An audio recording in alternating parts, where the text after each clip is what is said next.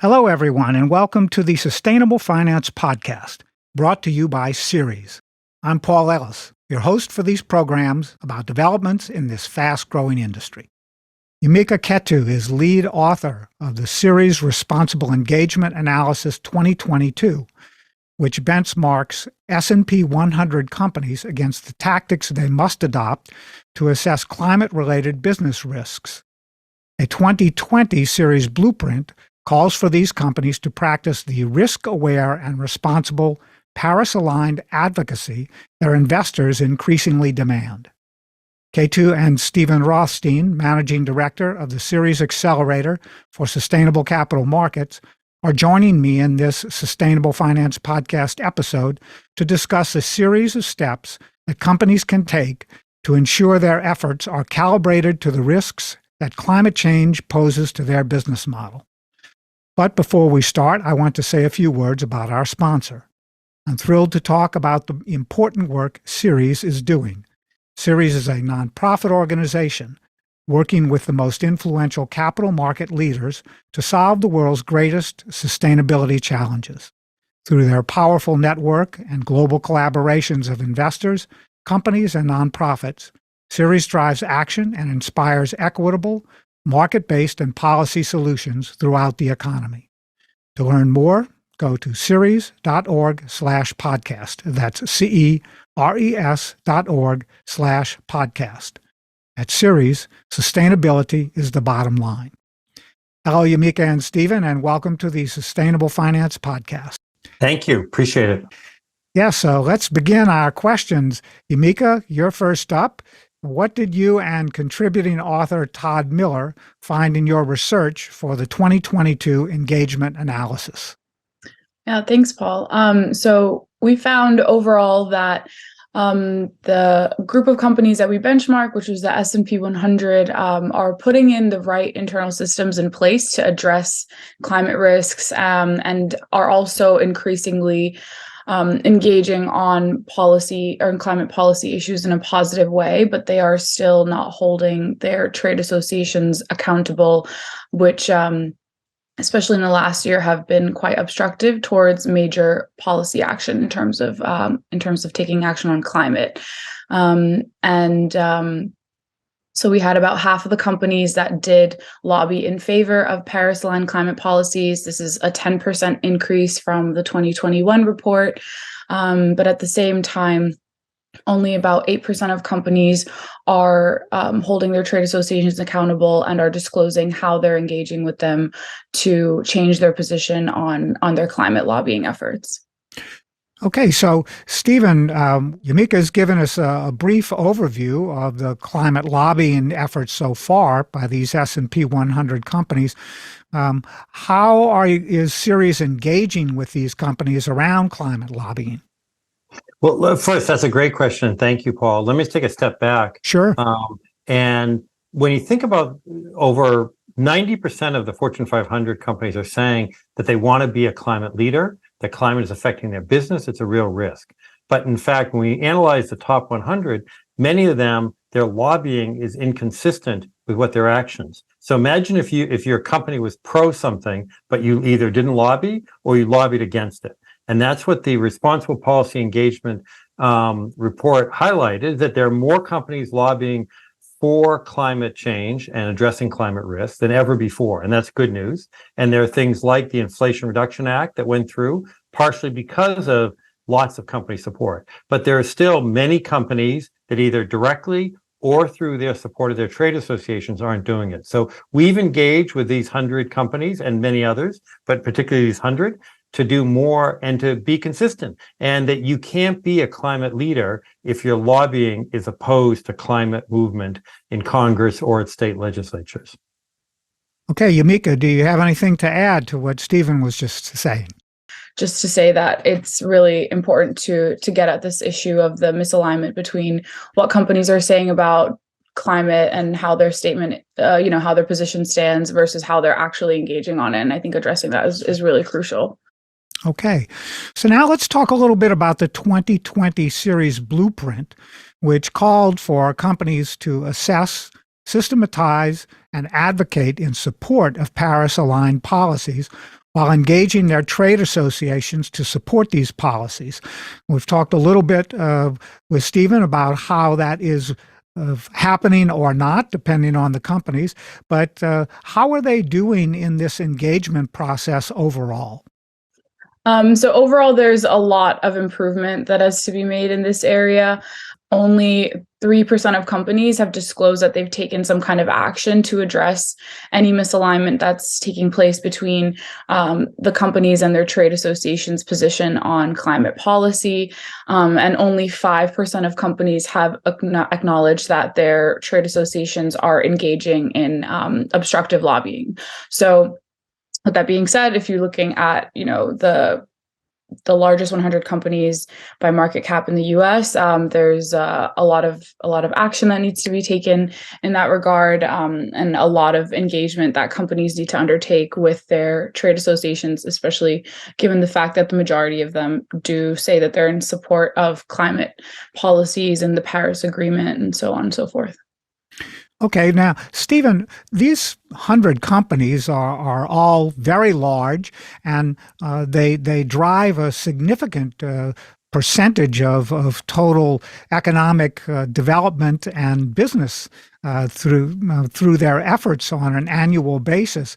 How important are they to the overall economy? I know we've talked recently in another program about different kind of regulatory infrastructures that are being put in place by the federal government. How important to those structures are these top 100 S&P companies? These 100 drive the economy in three ways. First, just the work they do directly. Second is as a role model. So the largest cement companies or banks or real estate or whatever food companies, the others in their field follow them. And third is through the supply chain, that if you're any kind of medium or large company, you're probably selling to one or maybe dozens of these.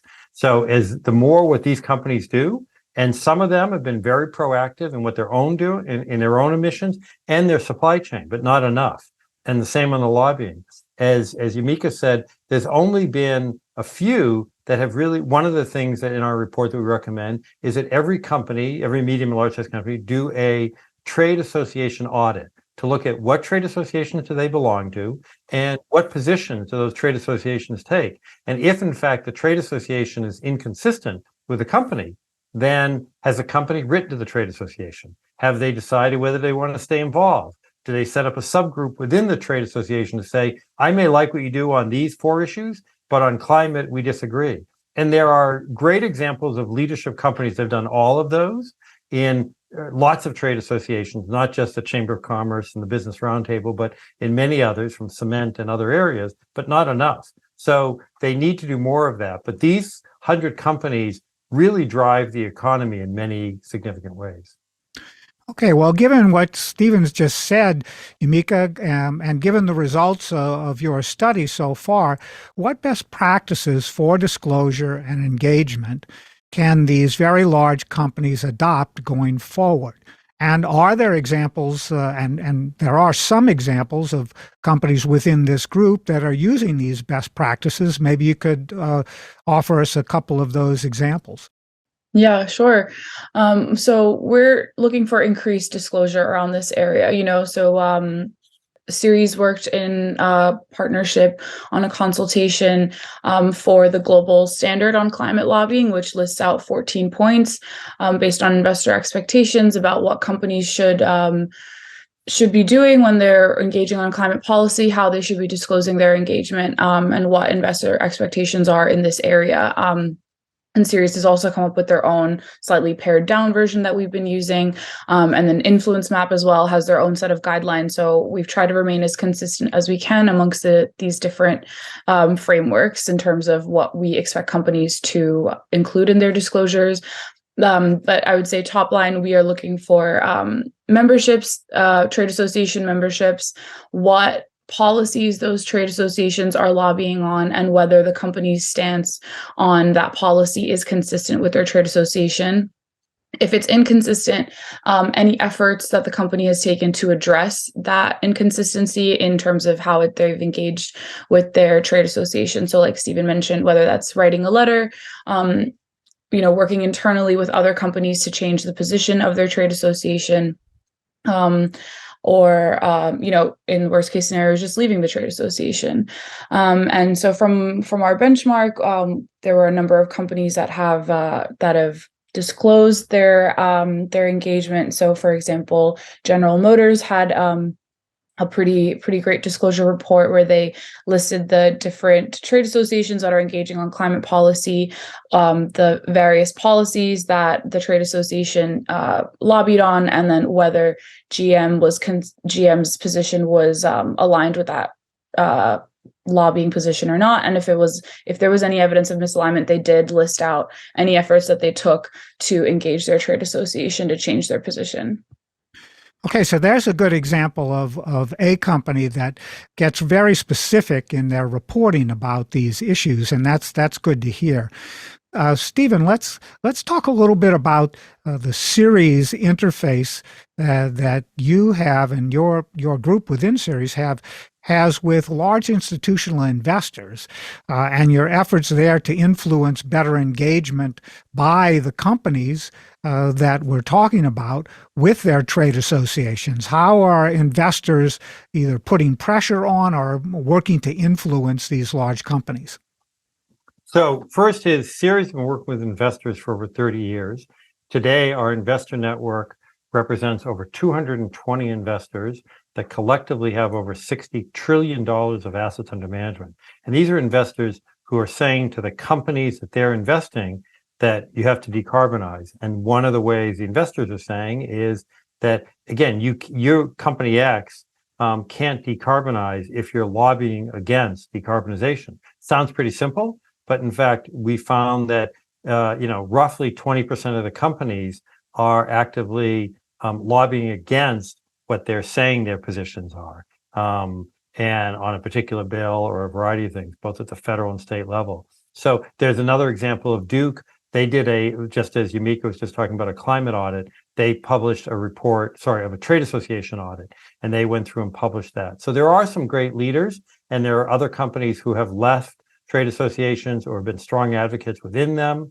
That there are many, as I say, last summer during the Inflation Reduction Act, there were many companies that spoke very strongly in favor of it, even though there were also tax increases, revenue enhancements as part of the bill. So, and that when the White House announced the support, they specifically noted the private sector support. So it does really make a difference. And it also, when you're silent, it makes a difference as well. Okay. So now, Yamika, let's come back to you for this next question.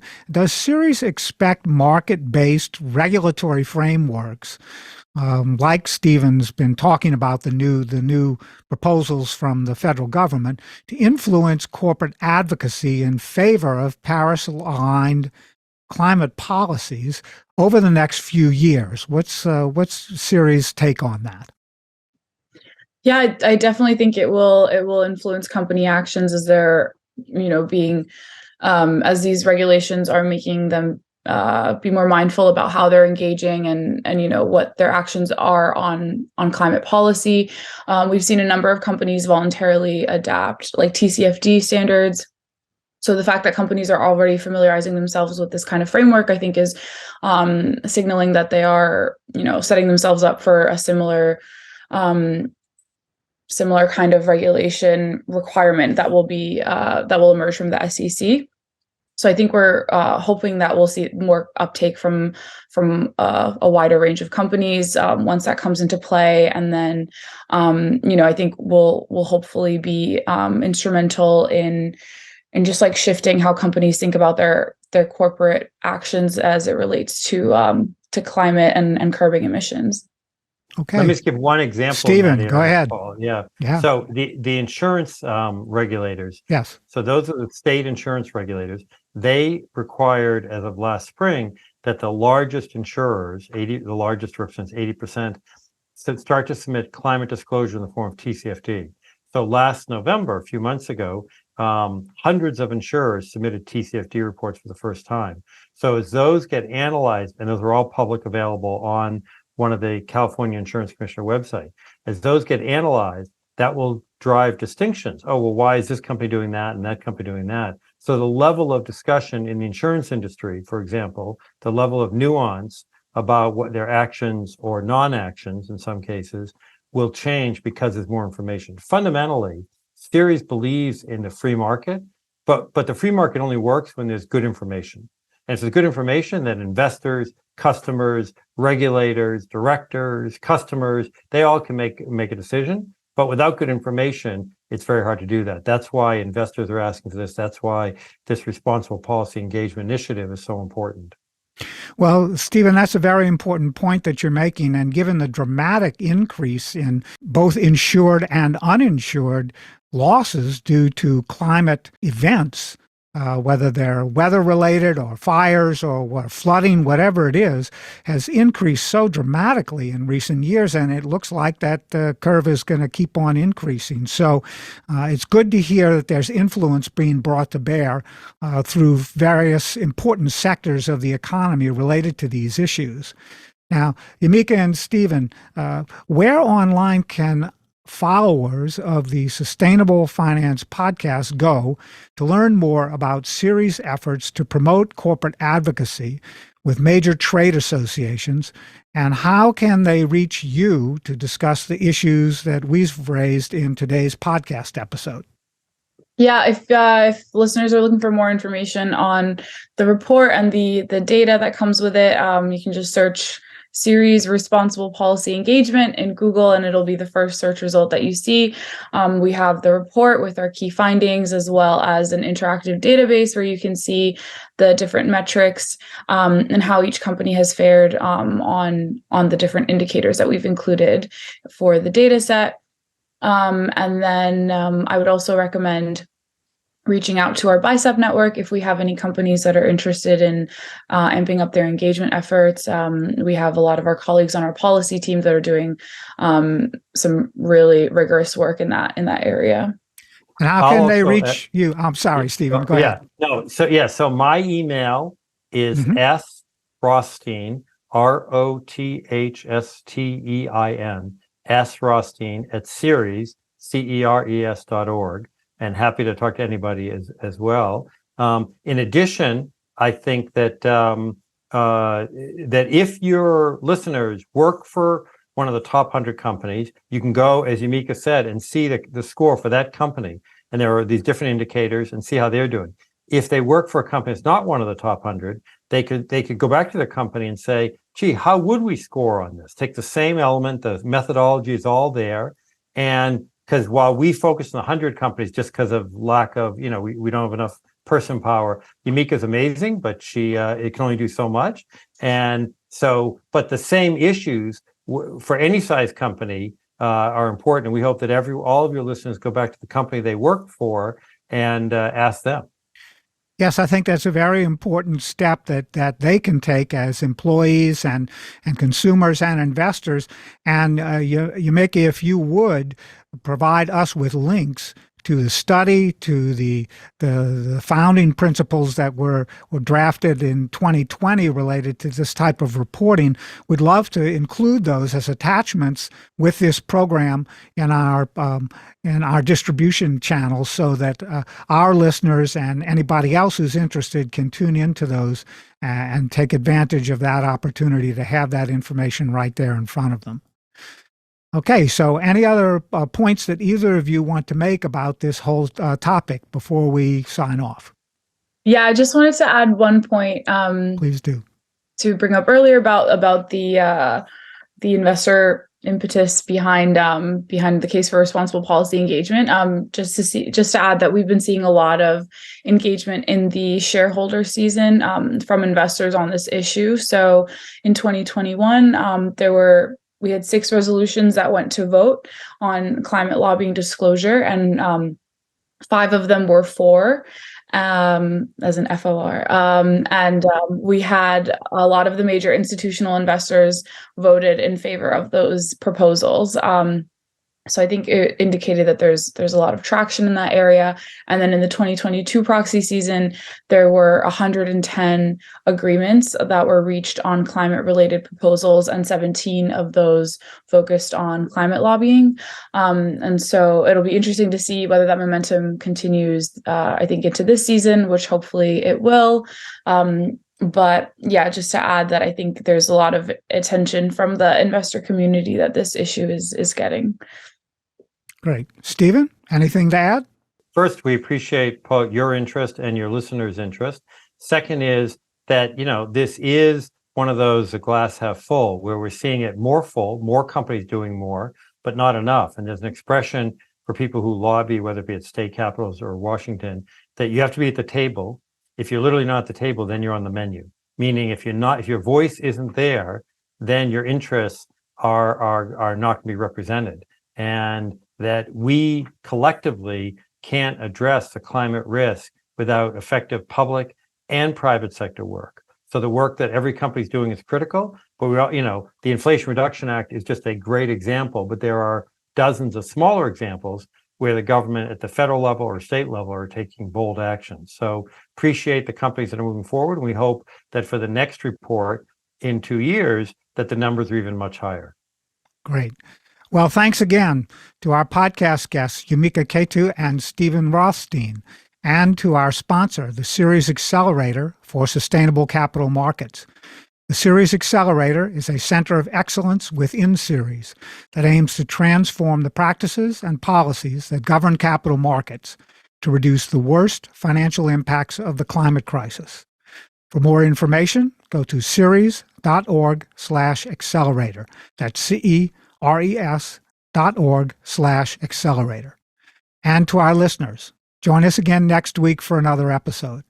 I'm Paul Ellis, and this is the Sustainable Finance Podcast.